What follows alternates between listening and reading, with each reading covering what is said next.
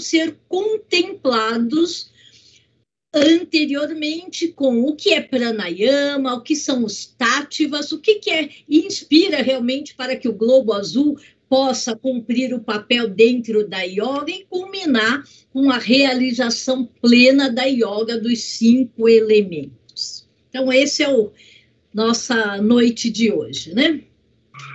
Gosto de trazer reflexões iniciais, porque a maioria hoje das pessoas só reclamam, talvez porque não estejam vivenciando toda a sua potencialidade, estávamos falando há pouco sobre isso, ou talvez não queiram, né, sair da zona de conforto para dar essa guinada na vida, mas o importante é que saibamos que existe sim formas de nós buscarmos respostas às perguntas que no dia a dia não são abordadas, mas que o são sim em escolas iniciáticas, tal qual a eubiose. E que o processo do autoconhecimento é o primeiro passo, sim, no trilhar desse belo caminho. No trilhar desse belo caminho, existem instrumentos facilitadores, dinamizadores desse processo, dessa jornada evolutiva, que é o que a gente vai tratar aqui hoje, né? Então, nós começamos aqui, a gente falando da estátua de Rodin, a gente fala assim, meu Deus, como que eu vou conquistar patamares superiores de consciência? Onde que eu tenho respostas àquelas minhas clássicas perguntas que nós já cansamos de falar por aqui, de onde eu vim, para onde eu vou, qual é o meu propósito, não é possível que eu nasci para isso e para aquilo. Onde que nós buscamos essas respostas? Existem vários caminhos. Um deles é o que a gente chama de escolas de conhecimento. Mas a escola de conhecimentos, que são os que mais existem, vamos chamar, né, no mundo exterior, no mundo profano, como a gente fala, eles ficam ao nível do saber. Informações ainda chegam até um certo nível de conhecimento. Ou seja, escola de conhecimento são aquelas que procuram nos dotar de diferentes saberes para o nosso desenvolvimento intelectual e trabalham, algumas vezes, ampliando as nossas habilidades socioemocionais, etc. Entretanto, as escolas simplesmente só de conhecimentos não alavancam, não atuam como um dínamo catalisador desse processo evolutivo que nós chamamos, então, que devem ser buscados nas escolas iniciáticas, que no passado eram chamadas de escola de mistérios. Essas sim, nessas escolas procuram acelerar a jornada evolutiva daqueles que lhes procuram, de sã consciência, às vezes nem sabendo como foram lá aportar, bater na porta, né? Mas aí sim, essas escolas são as facilitadoras na ampliação do estado de consciência, que é o que a gente está fazendo aqui e agora. Então, quando nós falamos de onde vim, para onde eu vou, etc., na realidade, nós estamos buscando entender a trajetória. Um dia chegamos aqui, éramos pura energia, e um dia voltaremos, mas com conhecimento das causas, nesse período entre o ponto A e o ponto B, a experienciação, a experimentação, a vivenciação dos conhecimentos, das experiências, dos vencer desafios, obstáculos, etc., que propositadamente a vida nos apresenta para que nós possamos cumprir aquilo que aqui viemos fazer. Gostemos ou não, nem sempre é agradável a jornada, mas certamente, a gente não precisa ter dúvida disso, é aquilo que nós precisamos nesse espaço para acelerar esse processo. Aí vem de causas anteriores, como foram ditos nos encontros anteriores. Por que uns são mais acelerados, outros ainda precisam ser mais agradáveis, etc. Precisamos todos voltar à origem, mas agora com conhecimento das causas que a originaram. Por isso que a palavra consciência, ciência com conhecimento das causas temas. As escolas místicas, iniciáticas ou escolas de mistérios sempre estiveram eu digo entre aspas, à disposição, embora poucos são aqueles que as procuram. E para muitos é como se elas fossem escolas ocultas, aquelas que realmente só vão aparecer, né, também entre aspas, para quando nós já estamos preparados, ou seja, nós estamos buscando algo maior. A gente não tem nem clareza dessa busca, mas a gente conversa com um, conversa com outro. Nossa, eu estava pensando nisso. Ah, é sincronicidade? Se não existe acaso nem coincidência no universo, é que a hora era agora, aquela pessoa tinha que chegar, agora é e-mail, né? O WhatsApp, mas tudo aquilo que era oculto gradativamente vai sendo desvelado, tirado os véus que o encobriam até então. Então, quando se fala de Egito, Grécia, as grandes escolas iniciáticas, né? Todas elas buscaram propositadamente velar, esconder, para que não profanassem tão valiosos e nobres conhecimentos. E quando nós falamos em iniciação, se a lei maior do universo também ela é cumprida por todos os seres que aqui vêm habitar temporariamente, e por esse processo de iniciação também passaram Rama, Buda, Cristo, Krishna, etc. Por isso que nas suas histórias biográficas, vamos chamar assim, eles somem durante um tempo, reaparecem em outro. Ah, Jesus estava com os essênios, o outro estava, não sei, foi lá para as escolas ainda que na saída, depois, pós-Atlântico, nas iniciações egípcias ou da Grécia, as pitagóricas, todos os seres, os grandes seres, também cumprem essa jornada que é o processo de iniciação. Portanto, né, quando nós falamos em toda escola de iniciação ou movimentos espiritualistas sérios, né, não há como nós deixarmos de tratar, não dá para prescindir de práticas, de mantras, yogas e etc. A própria expressão mantras, né, que vem de sânscrito, significa ferramentas da mente. Então, aquilo que nós temos que usar com consciência para acelerar esse processo. A iniciação eubiótica, né, e cada vez nesse grau, nós vamos cada vez mais nos aprofundando sobre isso, ela é retratada por um triângulo equilátero, onde escola retrata onde nós buscamos o conhecimento. Não é escola só tal qual nós conhecemos, tem que ter uma cadeirinha, ou então agora o computador, não. Escola é qualquer ambiente ou ser que nos proporciona que esses saberes possam ser trabalhados para que possamos levar esses conhecimentos para o teatro, para o palco da vida. Não adianta que nós só busquemos saberes, viremos aí uma enciclopédia ambulante, se nós não colocarmos na prática. A gente chama de holopractics, né? Na prática diária, todos esses conhecimentos, porque ali na prática diária, no encontro com o outro, que eu sou testada nos meus temperamentos, na minha forma de ser, de pensar, de agir, onde eu me transmuto, eu me transformo, onde eu equilibro as minhas tendências não muito ok's, né, que a gente chama de nidanas, em outras superiores, que nós chamamos de skandhas. Mas para isso, o triângulo, para que nós possamos nos conectar efetivamente com algo superior, eterno, Deus, o nome com o qual nós confortavelmente nos ligamos, né? Nós chamamos de templo. E para que esse triângulo possa ocorrer, as ferramentas da mente se fazem necessárias.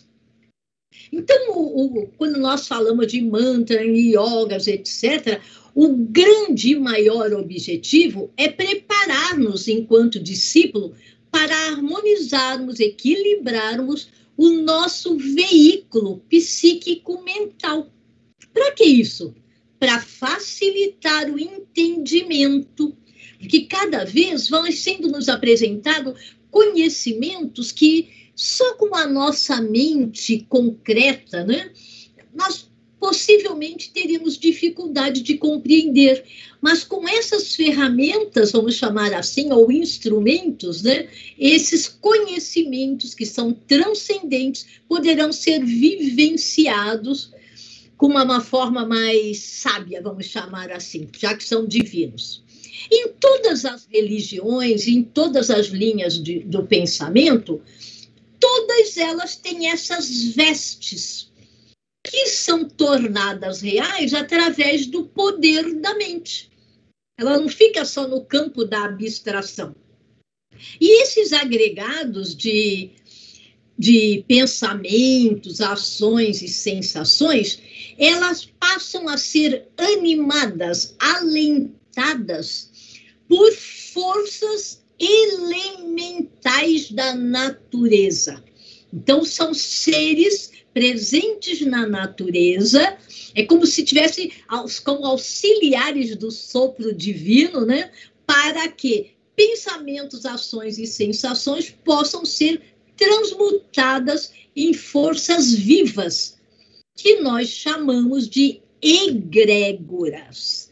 A própria palavra egrégora, a gente faz alguma analogia com aquilo que agrega, aquilo que soma, aquilo que torna real.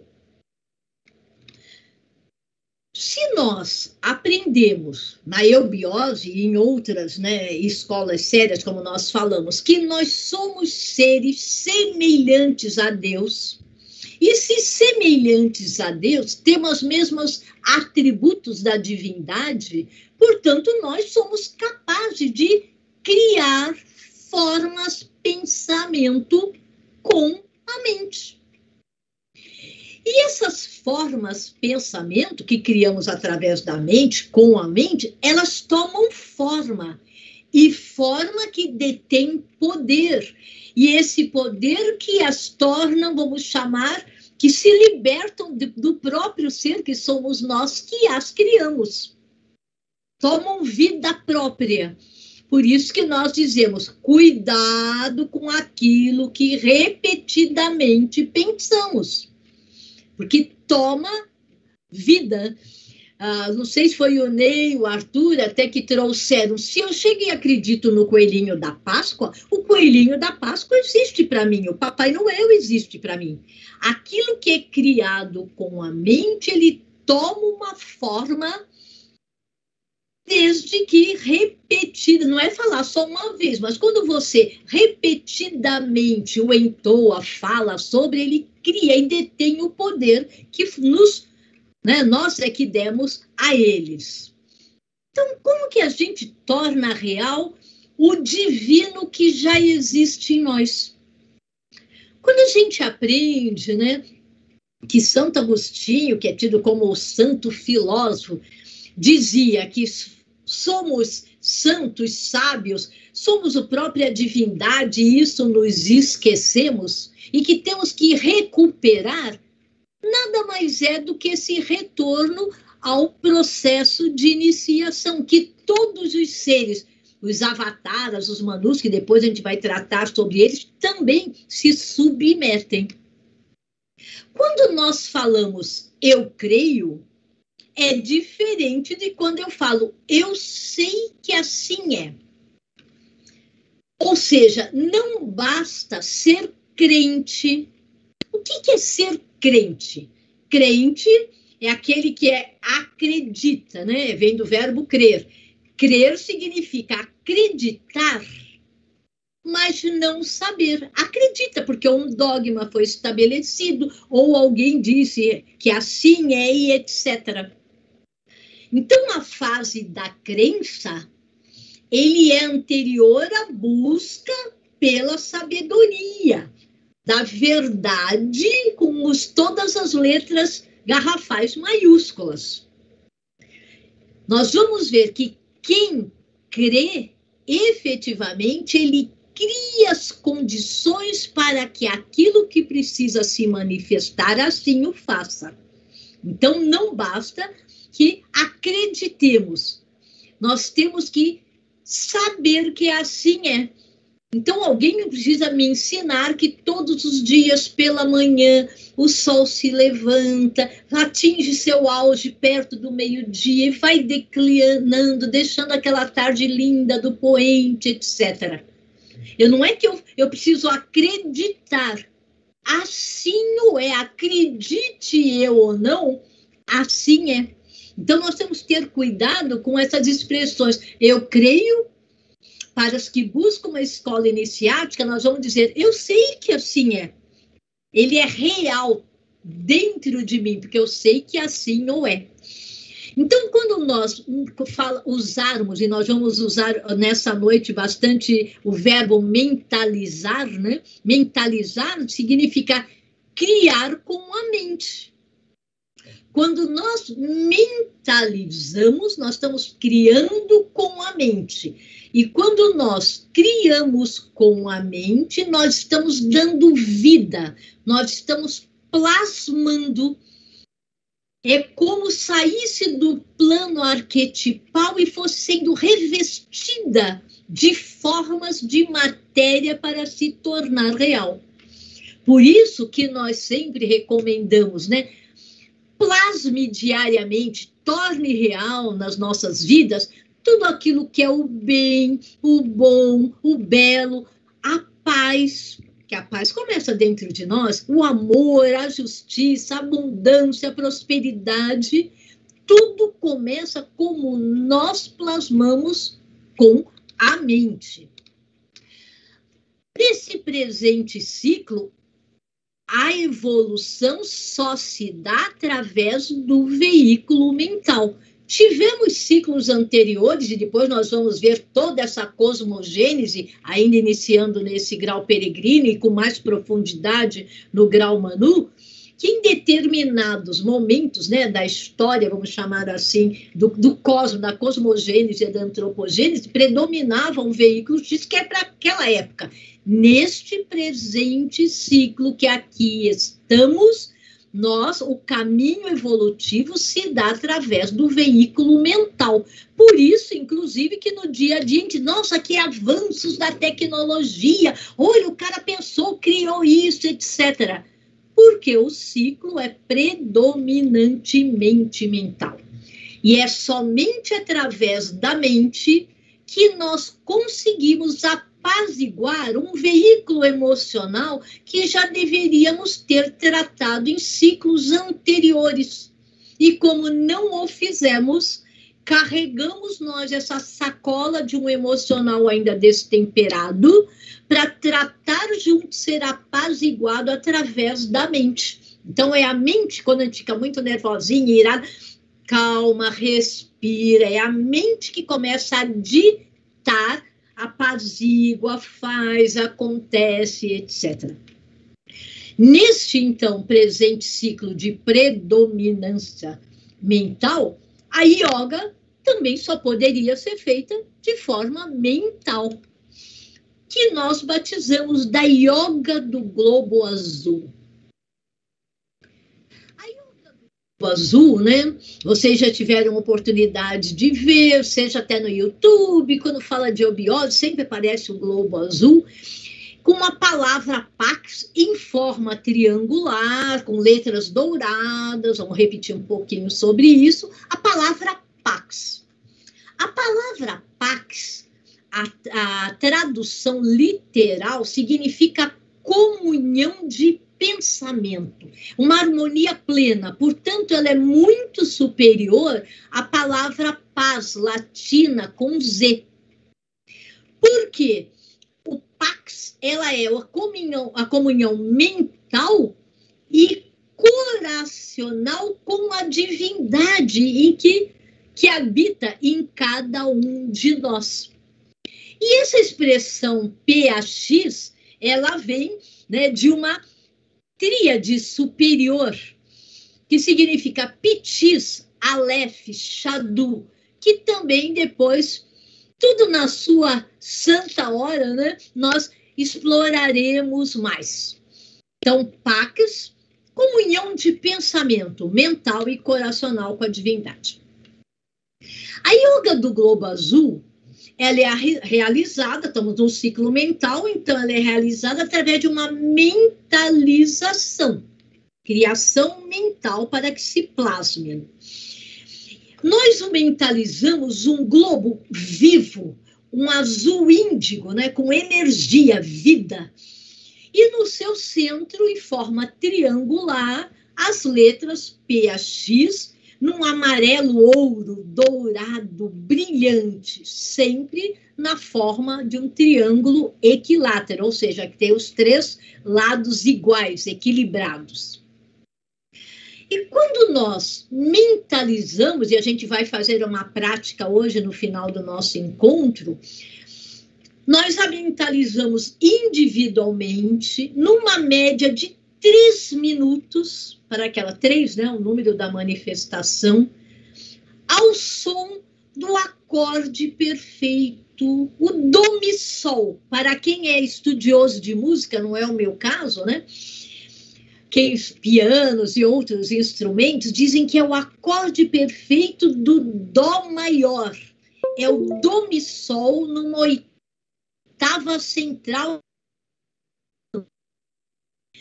E quando nós estamos entoando ao som do bijam, ou o que é bijam? Bijam, por enquanto, fiquemos com a tradução sânscrita, que significa semente. Mas vamos falar um pouquinho mais ainda agora, daqui a pouquinho. Quando a gente fala o bijam, nós estamos dizendo assim faça-se, assim se cumpra.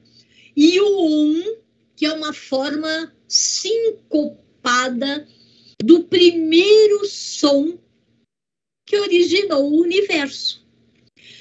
Alguns, né, fazem confusão pela leitura talvez rápida. Ah, mas no início veio a luz. Não, até na Bíblia está lá. No princípio era o verbo, som. E qual foi a primeira expressão do verbo? Faça-se a luz. Portanto, o som, ele precede, ele vem antes daquilo que ele vai criar a seguir. Então, o A1, que ficou de forma sincopada, quando nós vamos chamar numa posição labial, etc., ele se torna, o A1 se torna ON, na nota Mi, ele começa a plasmar o que a partir dali nós vamos verbalizar. Mas qual é o objetivo dessa mentalização, que nós chamamos a yoga do globo azul? Harmonizar e fortalecer a egrégora, aí nós falamos da obra do eterno na face da terra. Tudo aquilo que está criado, manifestado nos diferentes reinos visíveis e invisíveis, são obra dessa deidade que eu gosto de chamar, o Arthur também, né, o eterno, porque tudo está nele contido, nada está fora dele. E de uma forma harmoniosamente agregada, por isso que é egrégora. Então, o objetivo maior de nós, que buscamos o caminho da iniciação, é exatamente nos harmonizarmos com a egrégora da obra do Eterno na face da Terra. E como que nós a fazemos? Preferencialmente, corpo ereto, né? Então, corpo ereto, a coluna, que é o nosso eixo vertical, sempre voltada para o norte magnético. Então, antigamente a gente pegava uma bússola, agora até no celular já tem a bússola quando a gente tem dúvida. Onde fica o norte magnético, cósmico, planetário? Virando-se para o norte. Por que o norte? O norte é o ponto doador da saúde em toda a plenitude da palavra saúde, físico, mental, emocional e espiritual. Então, corpo ereto volta-se para o norte magnético, preferencialmente de pé. Quem, por algum problema, né, não possa fazer de pé, não tem problema. Basta sentar, não cruzando pés, nem braços, nem mãos, para que o fluxo energético se processe. Coloque as mãos, então, sobre as coxas, né? Porque se eu estou de pé, eu deixo os braços leves estendidos ao longo do corpo. Se eu estou sentada, as mãos sobre as coxas. Então, o corpo físico harmoniosamente também sentado. Importante é ereto, porque o fluxo de energia, que os meridianos, né, nós vamos falar quando falar sobre corpo vital, a importância do que essa energia perpasse por todos os nossos meridianos. De olhos abertos, por quê? Muitas vezes nós temos dificuldades de criar com a mente, mentalizar, meditar, ditar para mim mesmo de olhos abertos. Mas no presente ciclo, vamos chamar entre aspas, essa exigência dos olhos abertos para denotar que nós estamos nessa busca de forma consciente, sabendo aquilo que nós estamos fazendo naquele dado momento. Às vezes, no início, nós temos alguma dificuldade. Então, sem problema, também não tem problema. Então, ou ereto, sentado ou de pé, feche levemente, então, os olhos, até buscar o conforto e daqui a pouco, naturalmente, socorre de já mentalizar, criar com os olhos abertos. Existem horários que nós recomendamos, vamos chamar? Sim, nós vamos falar daqui a pouquinho de tátivas. E nós vamos ver que são os horários onde eles exatamente predominam na sua intensidade máxima. Eles estão presentes em todas as horas, mas eles têm um vórtice de energia em determinados horários, que são esses, às 6 da manhã, ao meio-dia e às 18 horas. Uma yoga, uma mentalização, sempre recomenda-se que evitemos que passe de 8h30 a 9 horas. Que busquemos exatamente essa potência máxima dos táttivas para que potencialize, né, o resultado da yoga. Nós acabamos de falar que ao som, né, do do mi sol, nós vamos entoar, porque mantra nós não cantamos. Mantra, ele é entoado de uma maneira harmônica, porque aqui nós não somos cantores, mas quando você se predispõe a entoar, a vibração sonora, ela se cumpre. É interessante, quando você... parece que o diapasão cósmico entra para nos facilitar nesse trabalho, né, que é grandioso. Então, ao som do do mi sol, entoamos o om e nós damos como palavra de ordem, a semente, que é aquilo que nós estamos mentalizando, criando, plasmando, assim se cumpra. Portanto, quem vai buscar num glossário, por exemplo, essa semana, até uma colega minha que nem é da eubiose, ela falou, Lúcia, você às vezes fala em bija, mas ela não é, ainda não é da eubiose, mas ela é curiosa, né? E é bom começar com a curiosidade. Ela me mandou que ela achou num dicionário bija igual semente, etimologicamente vindo do sânscrito, mas só estava a semente. Eu falei, está correta. O que é a semente? A semente é aquele, né? Aquilo, aquele, aquela que traz potencialmente dentro de si aquilo que ela nasceu para ser. Se eu pego uma semente de macieira e a planto, ela vai dar raiz, caule, folhas, flores, frutos, que são a maçã, que é o fruto da macieira. Ela traz, a semente, ela traz dentro de si aquilo que ela veio vir a ser. Então, ela já traz plasmada Aquilo do plano arquetipal já vem plasmando para que ela se manifeste na forma, estamos chamando aqui da macieira. Na nossa yoga, aquilo que nós estamos mentalizando, ela também vai se consolidar. A semente também irá se manifestar. Daí que nós falamos. Bijan também pode ser ampliada. Além de semente, ela tem o mesmo sentido das palavras assim seja no Rosa Cruz, assim seja. Ou amém na Igreja Católica. Olha como todas as religiões, mesmo não tendo às vezes a clareza, ou tendo a clareza, mas não nos passando, porque eu passei algumas delas, né? Às vezes não nos deixam claros. Por que eu falo amém? Por que eu falo assim seja? Por que eu falo assim se cumpra? Porque eu estou dizendo que aquilo que eu estou criando com a mente plasme-se, torne-se real. E se isso é possível criar, tem uma expressão, isso, né? Aquilo que nós aprendemos é aquele que crê, ele cria.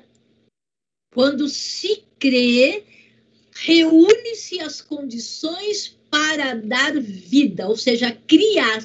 A própria palavra criatura veio da onde? Aquele que, da divindade que crê, ele criou e deu vida à criatura. Parecem jogos de palavras, mas não o são. Trazem em si esse sentido. Aquele que crê, assim seja, assim será, plasme-se, torne-se real.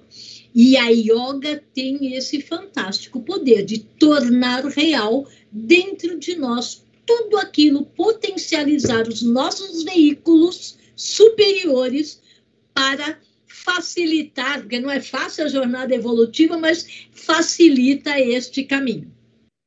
Então, quando a gente fala na importância da correta mentalização do globo azul, nós estamos dizendo que ele vai nos conduzir a mente que está criando a um plano superior do universo, ao plano espiritual, protegendo, então, o discípulo, o buscador, o peregrino, durante a sua jornada, e a obra do Eterno que foi criada para que aqui fosse o palco, né, onde nós pudéssemos vivenciar todas essas experiências antes de voltar ao seio do Eterno com conhecimento das causas superiores, maiores.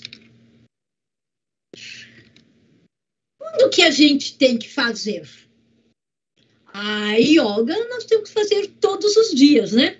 Nós falamos aqui, já que aprendemos por repetição, então, novamente, diariamente, voltado para o norte, preferencialmente de pé e na impossibilidade, sentados com as mãos espalmadas sobre as pernas, nessa posição. Se eu fizer sentada, tem que deixar todo o fluxo energético perpassar pelo nosso organismo. Mas eu faço isso em qualquer lugar? Não, não é em qualquer lugar. Tem que ser na sua casa, se estiver na praia, na montanha, tudo bem. Mas em casa, num lugar arejado, calmo, limpo. Então, devemos não fazê-lo, não é evitar. Devemos não fazê-lo em áreas que nós chamamos de despejo ou de descarte, onde a energia daquilo que não é para estar já está sendo jogada fora. Então, vamos abrir uma janela, uma porta, alguma coisa que seja arejada, já voltamos para o norte, né? Evitando áreas de serviços, banheiro ou lugar realmente de descartes. E, novamente, reprisando nas áreas de preferência. Por que eu digo preferência, né? Depende da nossa dinâmica diária. Às vezes, 6 horas é a hora que a gente está correndo já para pegar o ônibus, o trem, o VLT para ir trabalhar. Então, ou eu levanto antes, ou eu faço num momento em que eu chegar num determinado momento e tenho um cantinho lá para fazê-lo, 3 minutos. Às vezes até no ambiente. O importante é que nós o façamos diariamente. Mas a yoga, vocês já ouviram falar, a yoga dos 5 elementos. Opa, então os elementos também estarão presentes nisso que nós vamos fazer a partir de agora no grau peregrino? Sim, e vamos ver de onde que surgiu essa expressão. Em todas as linhas do conhecimento, seja taoísmo, Vedantas, Upanishads, etc., em todas as linhas de conhecimentos, sempre nós vamos encontrar citações sobre elementos. Pode mudar um pouquinho até a forma de expressar, a nomenclatura, mas a essência é a mesma. Nós vamos ver por quê. A própria palavra elemento, elementar, né, meu caro Watson, como dizia lá no vídeo, né? Elemento é aquilo que está na base de tudo que existe manifestado. Por isso que ela está presente nas diferentes tradições, teosofias, teogonias, etc. E a gente ouve falar a terra, a água, o fogo, o ar. Nem todas essas teogonias falam do 5º elemento, que é o éter ou o akasha. Geralmente a maioria delas se prendem só aos 4 elementos: terra, água, fogo e ar.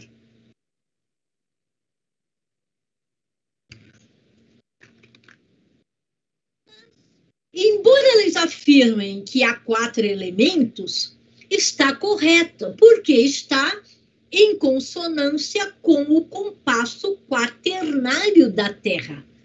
Por isso que nós temos os 4 pontos cardeais, norte, sul, leste, oeste. Nós temos as 4 estações do ano, né? Verão, outono, inverno, primavera. Por isso que nós temos as 4 fases da lua. Por isso que nós temos as 4 fases das marés. As 4 etapas da vida, né? Nasce, cresce, atinge apogeu, declina. E se nós quisermos aqui, passamos a noite com uma série onde o 4 está presente, porque estamos no compasso quaternário da Terra. Portanto, a harmonia prevalece quando os 4 estão presentes. Entretanto, há um 5º elemento: informação. Se nós pegamos no taoísmo, eles já consideram o 5º elemento. Na teosofia, porque isso é da sabedoria iniciática das idades, as mais profundas, o budismo, nas partes mais que nós chamamos ocultas. Já se fala que, embora nós tenhamos, sim, 4 elementos manifestados, já que estamos num compasso quaternário da Terra, há um 5º elemento, informação, que ele é resultante do processo de transformação dos 4 primeiros. Por isso que nós temos 5 dedos nas mãos, mas um dele não está completo. Os outros, para se manifestar, tem que ser de forma ternária, né? Tem falange, falangina e falangeta, braço, antebraço e mão. Mas nas mãos nós temos o dedão que, olha, está faltando ainda uma partezinha. Significa que próprios dedos das mãos já denota que nós temos algo que ainda está se manifestando, ainda não está pronto. Assim é com a quintessência divina. Ela existe, ela é real, ela está em transmutação dentro de nós, esse 5º princípio presente no homem, né? E o que a gente observa? Que em cada etapa evolutiva, nós sempre tivemos a formação de um elemento, ele vem, se torna completo, e quando ele está terminando a sua completude, vamos chamar assim, um outro, já na intersecção, está se manifestando para dar início ao seu desenvolvimento. Então, por exemplo, no primeiro sistema de evolução, nós tínhamos um elemento completo, mais um em desenvolvimento, já tínhamos 2. No segundo, tínhamos 2 completos e um se desenvolvendo, 3. No terceiro, dentro da mesma lógica de construção do logos, lógica vem de logos, né? Temos 3 elementos completos e um em desenvolvimento, que são os 4. O fogo, terra, água e ar. E no quarto sistema de evolução, né, que nós estamos aqui, temos os 4 elementos completos e essa quinta essência, esse quinto elemento, que é o akasha, o éter, em formação. Portanto, embora nós conheçamos mais o fogo, água, terra e ar, já vibra o quinto elemento. Ele é extremamente sutil, por isso que ele é etéreo, chamado de éter ou de akasha. Até nós chegarmos ao nosso 7º sistema evolutivo, que é o que nós estamos aqui, que é para contribuir para a formação deles, né? Nós teremos, então, 8 elementos, que será, esse 8º elemento, ele será a síntese dos 7 que vieram antes dele. Se nós quisermos dar um exemplo do dia a dia, é como se nós, para termos um bolo pronto, nós tivemos que ter a manifestação do ovo, da farinha, do óleo, do fermento, se for bolo de chocolate, do chocolate, que misturados na velocidade certa, na vibração correta, vai dar o bolo pronto. Então, quando a gente fala o 8º elemento, ele é a síntese de 7, significa que os 7 completaram os seus papéis e se integraram numa 8ª coisa. O 8 também tem um simbolismo, o 8 é o símbolo do infinito e de outras coisas também que a gente vai conversar bastante ao longo dos graus. Mas o que são elementos, né? De onde vieram, de como surgir e qual é o seu papel no processo evolutivo? Os alquimistas diziam: elementos são expressões de forças universais.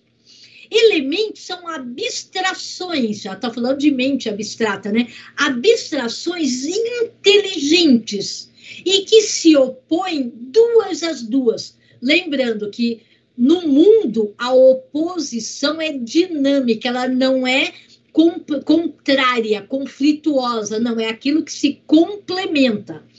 Fogo e água, a terra e o ar, e etc. Para os alquimistas, cada elemento, cada um deles é um elo de ligação que a divindade criou para religar, tornar a ligar entre si todos os outros pontos da natureza manifestados. Então, essa é como os alquimistas nos explicam o que são elementos. Se nós vamos ao taoísmo, ele vai dizer que tudo que existe tem origem numa energia primordial, chamada Tao. O princípio único, onipresente, onisciente, onipotente, aquilo que tudo contém em latência. Mas ao manifestar-se, o uno se tornando verso, ele se faz em forma de vibração, diferentes vibrações, frequências vibratórias, aparentemente 2 a 2, antagônicas, porém complementares, que no taoísmo é chamado do yin e do yang. Aspecto positivo, aspecto negativo. Lembrando que negativo não é ruim, é o polo. Para que a energia se cumpra, tem que ter um polo positivo e negativo. Então, não é ruim quando a gente fala negativo, né? Em escola de iniciação. E é a partir das diferentes transmutações dessas energias em diferentes frequências vibratórias é que surgem todas as coisas manifestadas, todos os seres viventes. No taoísmo tem essa expressão, as mudanças do todo, que contém, né? As mudanças do todo em tudo não são mais do que simples mutações. dele mesmo. Eu acho muito bacana essa expressão. As mudanças do todo em tudo não são mais do que simples mutações, ou seja, de si mesmo. E se nós vamos no cristianismo, no catolicismo, nós vamos achar. No princípio era o verbo, e o verbo se fez carne. O carne significa aquilo que se torna denso, matéria. Não é a carne tal qual a gente entende só a palavra carne. É aquilo que se torna o sutil quando se densifica. O verbo significa o quê? Som, energia em movimento, vibração. Vibração, né? A gente brinca. Portanto, a matéria nada mais é do que o espírito quando se densifica. Então, o espírito extremamente sutil, quando ele vem descendo nos diversos planos, ele vem se encobrindo, vem se tornando mais denso. Então, matéria nada mais é do que o próprio espírito, só que densificado. E quando a gente faz o caminho de volta, é exatamente para pegar essa matéria densa e voltar a sutilizá-la. Então, o espírito é a mesma matéria, é a mesma energia, só que agora sutilizada. Dizem que Einstein falava bastante sobre isso. Matéria igual ao espírito. Matéria é energia quando densifica e espírito quando a matéria se sutiliza. Então, o próprio Einstein falava sobre isso, né? À luz da teosofia, que é trazida pela sabedoria iniciática das idades, a palavra elemento vem de elementar, aquilo que está na base, na origem de tudo que está manifestado. E ela também dá origem elemento, alento, aquilo que veio do sopro, né? O ar que passando pelas nossas cordas vocais, o grande hálito, né, que iniciou como o sopro divino e que em nós se torna real quando nós mentalizamos e verbalizamos através dos sons, que são os chamados bijans. Elemento nada mais é do que esse sopro primordial que deu origem às diferentes frequências vibratórias, ou seja, às vibrações. Se nós estudarmos de forma metafísica, né? Metafisicamente só existe, então, um elemento na natureza, na raiz da qual está a deidade, a divindade. E os elementos são derivadas dessa divindade. Os 7 elementos que um dia voltarão ao seio do Eterno de uma forma oitava, né? Hoje, esses 4 já estão manifestados, o fogo, a água, a terra e ar, e um em manifestação sutil, mas ela está já se manifestando, que é o Akasha ou o éter. Vocês ouviram ainda de uma forma muito breve, e isso será tratado principalmente na próxima reunião, que existe um esquema de manifestação como o 137, é uma expressão sagrada, né, matemática divina, onde um significa o uno, e somos todos uno em essência, mas nos manifestamos ternariamente, o trino em manifestação. Por isso tem manhã, tarde e noite, falamos agora de falange, falangim, falangeta, força centrífuga, e equilibrante, tudo se manifesta ternariamente. Mas para evoluirmos, nós só evoluímos de forma sétupla. Portanto, o uno, o eterno, ao se transformar em universo, e a palavra universo significa o verso do uno, ou seja, como se fosse o avesso, o próprio brilho dele para que as coisas se manifestassem, se fazem por 7 etapas evolutivas. Quando este ser primeiro, primordial, o eterno, também chamado grande arquiteto do universo, também chamado a grande mente universal, Quando ele passa desse plano das ideias, do plano da ideação cósmica, para se manifestar, ele o faz através de 7 etapas vibratórias diferentes. E são essas 7 etapas vibratórias diferentes que possibilitam a diferenciação do que a gente vê manifestado no universo. E esse 7, ele está presente também, é outra coisa que daria só para a gente falar aqui 2 horas seguidas, né? O heptacórdio divino, a lira das 7 cordas, as 7 cores do arco-íris, as 7 notas musicais, os 7 dias da criação, os 7 dias da semana, a própria Branca de Neve e os 7 anões, a dança dos 7 véus, tudo é sétuplo. Por quê? Para que possamos evoluir no plano manifestado, só o fazemos de forma setenária, através de 7 etapas vibratórias diferenciadas. O que possibilita, então, a manifestação dessas etapas vibratórias, dessas frequências vibratórias diferenciadas? Elas têm um nome em sânscrito, que se chama Tattva, e alguns chamam de Tattva. O importante é que, embora nós ouçamos Tattva ou Tattva, eu gosto mais de Tattva. O importante é que o professor sempre ensina, não se prenda à palavra. Observe o que a palavra traz na sua essência, o que está por trás dessa palavra. Então, o Tattva são forças sutis da natureza, que são geradas por essas diferentes frequências vibratórias num diapasão divino.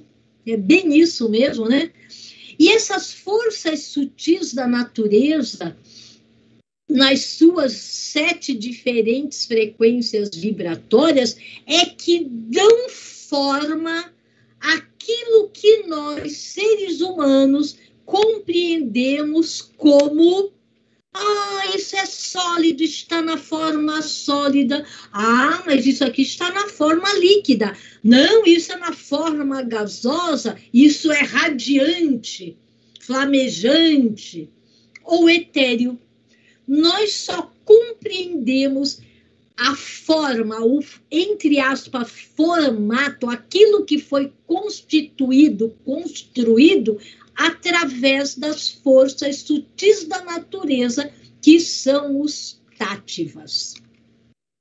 Então, os Tattvas são forças sutis da natureza, geradas por diferentes frequências vibratórias, que dão forma, mantém, sustém a matéria num dado estado.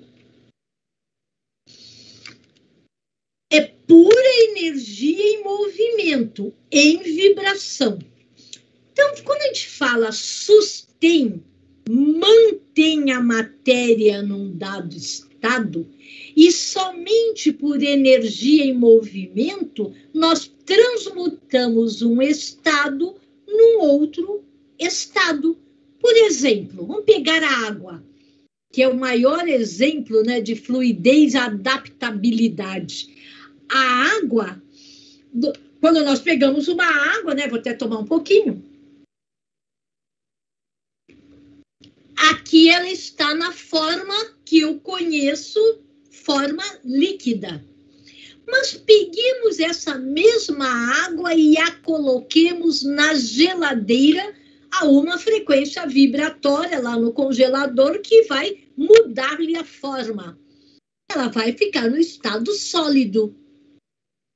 Mas se tudo é o que muda uma coisa noutra é apenas a frequência vibratória, eu posso pegar aquilo que era meu copo d'água em estado líquido, que eu coloquei no congelador, se tornou estado sólido, e agora eu levo a um lugar onde tenha algo, né, que a aqueça e vai transformá-lo em vapor. Ué, mas não era água? Por isso que os alquimistas alegavam o seguinte: se nós, seres humanos, nos conscientizássemos do poder que temos de transmutar um elemento em outro, com sabedoria poderíamos transmutar as coisas certas nas horas certas, mas poderíamos acabar com tudo que existe manifestado se colocássemos numa frequência errada. Então, tátiva, forças sutis da natureza geradas por diferentes frequências vibratórias. Pura energia em movimento, em vibração.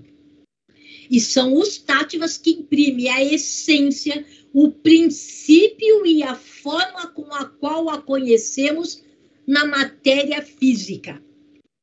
E colocam essa matéria em diferentes estados vibratórios para cumprir diferentes papéis num plano evolutivo. O sólido tem um papel, o líquido tem um papel, né? O gasoso tem um papel. Não existe nada que não... O Arthur trouxe numa das leis a lei da utilidade. Quando deixa de ter utilidade, o eterno já... Hoje diriam, cancela, deleta, some com ele. É bem isso mesmo, né? Tem que ter um papel a ser cumprido. Então, os táttivas se relacionam com tudo que nós observamos na natureza manifestada, porque sustêm, dão forma a todos os estados físicos da matéria. Por exemplo, tem nome em sânscrito cada um desses táttivas. E ele tem som, ele tem cor, ele tem cheiro, ele tem gosto que lhe é característico. Mas de uma forma mais simples, sem ser simplista, nós vamos falar que o tátiva Prithvi, que propositadamente já está na sua cor laranja, é o tátiva que mantém a matéria vibrando para mantê-la no estado que nós chamamos sólido. E que quando fazemos correlação com elementos, nós falamos que está ligado ao elemento terra. Embora estado sólido não é só a terra, mas nós fazemos por analogia. Apas, na cor, vamos chamar assim, ou ele é um lilás, um azul suave, mais para o lilás, né? É o tátiva que mantém a matéria vibrando naquilo que nós conhecemos em estados líquidos. E a correlação com o elemento é o elemento água. Mas existem outros líquidos que não são água, mas fazendo a correlação com os elementos. Apas é líquido, correlaciona com água. Tejas, na cor vermelho, vibrante, é o tátiva que mantém a matéria vibrando em estado radiante. É luz, é fogo, é ardência. Vayu, na cor de um verde cana, é o tátiva que mantém a matéria vibrando naquilo que nós chamamos, nossa, está no estado gasoso. E correlacionamos ao elemento ar. E o akasha, é o quinto elemento, né, informação, é o tátiva que mantém a matéria vibrando em estado etéreo. Por isso que alguns o chamam mesmo de éter ou akasha, num azul elétrico.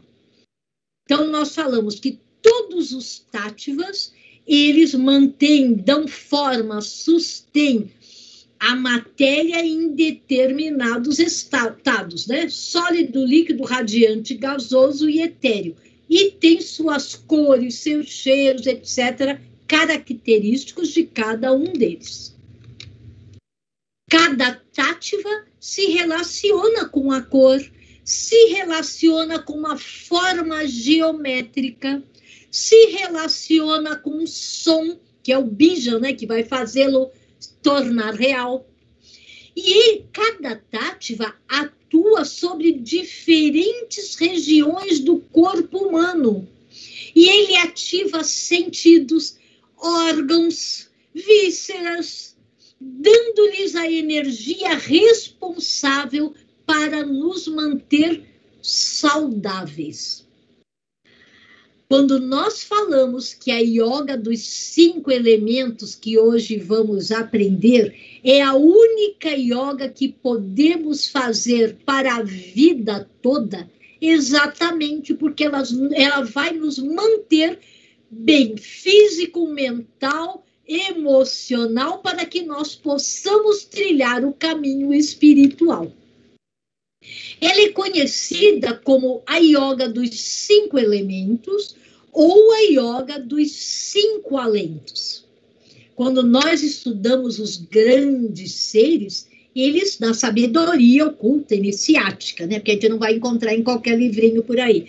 Todos eles a praticavam para poder viver em harmonia com a lei universal. Então, é um exercício, vamos chamar assim, se é que a gente pode chamar de um exercício mental, né?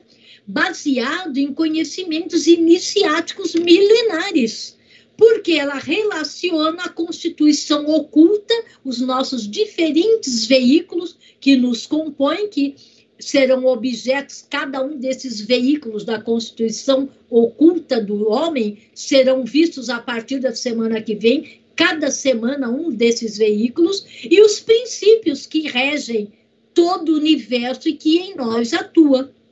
Então, a yoga dos 5 elementos é um exercício mental de concentração, a ação de concentrar, a palavra concentro, voltar ao meu centro, através da minha mente. Quando ela quiser sair, eu tenho que trazê-la novamente.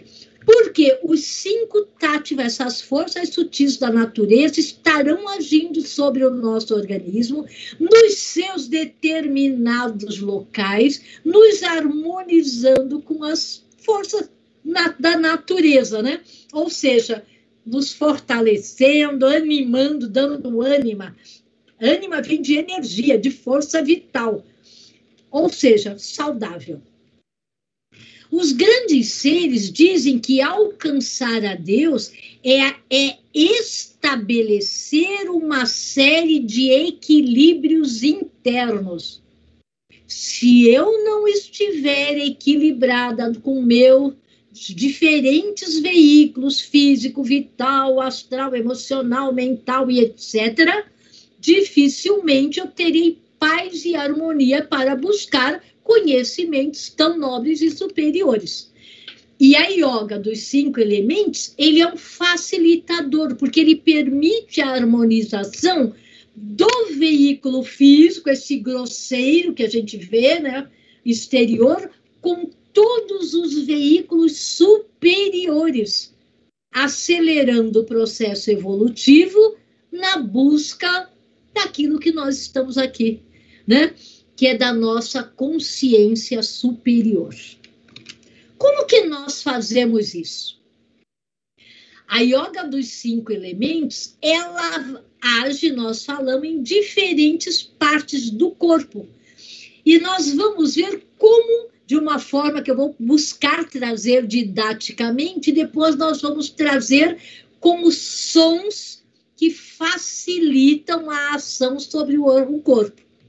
Então, nós vamos ver que a yoga dos 5 elementos, ela vai agir nos elementos que geraram esses diferentes veículos.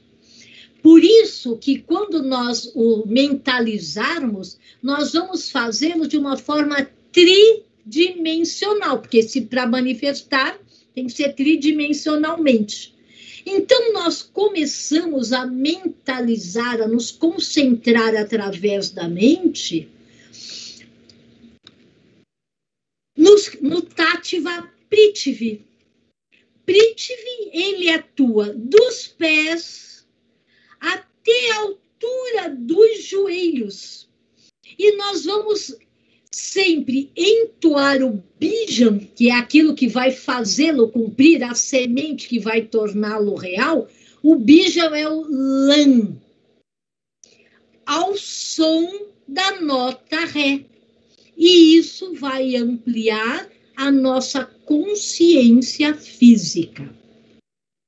E nós vamos para mentalizar o Tattva Apas, que atua dos joelhos até a altura do quadris, na região sacra, a altura do cóccix, como se eu tivesse mergulhado. Como que eu imagino uma figura, uma meia-lua? Eu aprendi assim e me facilitou. É como se eu tivesse mergulhado dentro de um gomo de tangerina, só que forma líquida da cor violeta. Isso me ajudou, porque no dos pés eu consigo ver o cubo eu entrando dentro de uma caixa de forma cúbica. Mas para o Apas é como se eu estivesse dentro desse gomo líquido, a tangerina, né, de forma líquida, na cor violácea, para ampliar a consciência do meu veículo vital, ao som da nota Si, entoando o bijan van. E vamos continuando, porque nós vamos até atingir, né, nossa parte superior. Quando nós falamos tejas, é o Tattva que atua dos quadris até a altura do osso externo, esse próximo, né, a altura do coração. Nós vamos entoar o bijan ran ao som da nota dó, um triângulo. Aqui está meio tortinho, ele é um triângulo equilátero da cor vermelho. Tejas, a cor, aquele fogo brilhante, bonito, que ilumina, acelerando o nosso veículo emocional, trabalhando, dando consciência ao nosso veículo emocional. Quando nós evocamos o Tattva Vayu, Vayu atua do osso externo até a altura dos nossos olhos, mais ou menos a altura da sobrancelha. Nós vamos entoar o bija, né? O pan ao som da nota Fá, para ampliar a nossa consciência trazido pela nossa mente concreta. E nos religando aos planos superiores, sutis do universo, o Tattva, né, que é o Akasha, o éter, que atua saindo do olho esquerdo até a parte superior da cabeça, ligando aos nossos aspectos mais sutis e superiores, a nossa consciência abstrata. Ao som da nota Lá, entoamos o bijan ran. Só que o ran aqui ele é aspirado, é com H. É diferente do ran com R aqui do nosso veículo, né? Que é da queima metabólica, que fica até na região da queima metabólica, que é Tejas, o fogo, vamos chamar sagrado. Então, cada um desses elementos atuando nos nossos diferentes veículos, órgãos, vísceras, nossos veículos mais sutis proporcionam uma harmonia de cada um desses veículos aos planos superiores do universo. Mas como que, de uma forma resumida, a gente faz isso diariamente? Primeiro, iniciando com o prana, não por aquilo que é, mas sim pelo que ele deixa de fazer para atingir a perfeição, a plenitude, a plena harmonia e até a felicidade. A yoga é um instrumento da mente consciente facilitadora desse processo. Ou seja, hoje nós estamos recebendo um presente.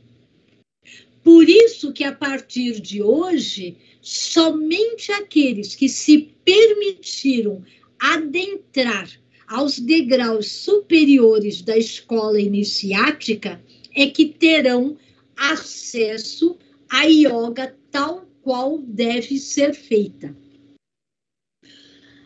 Eu vou dar uma pausinha proposital para que o Arthur coloque o som e ele possa depois